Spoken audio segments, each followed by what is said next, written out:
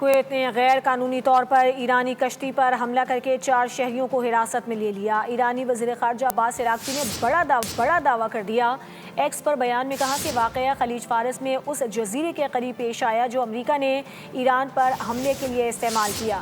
اپنے شہریوں کی فوری رہائی کا مطالبہ کرتے ہیں، جواب کا حق محفوظ رکھتے ہیں۔ یہ اختلاف پیدا کرنے کی واضح کوشش ہے۔ کویت نے غیر قانونی طور پر ایرانی کشتی پر حملہ کر کے 4 شہریوں کو حراست میں لے لیا۔ ایرانی وزیر خارجہ عباس عراقچی نے بڑا دعویٰ کر دیا۔ ایکس پر بیان میں کہا کہ واقعہ خلیج فارس میں اس جزیرے کے قریب پیش آیا جو امریکہ نے ایران پر حملے کے لیے استعمال کیا۔ اپنے شہریوں کی فوری رہائی کا مطالبہ کرتے ہیں، جواب کا حق محفوظ رکھتے ہیں۔ یہ اختلاف پیدا کرنے کی واضح کوشش ہے۔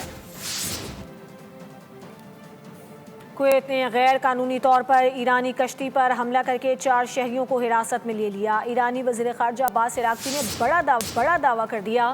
ایکس پر بیان میں کہا کہ واقعہ خلیج فارس میں اس جزیرے کے قریب پیش آیا جو امریکہ نے ایران پر حملے کے لیے استعمال کیا۔ اپنے شہریوں کی فوری رہائی کا مطالبہ کرتے ہیں، جواب کا حق محفوظ رکھتے ہیں۔ یہ اختلاف پیدا کرنے کی واضح کوشش ہے۔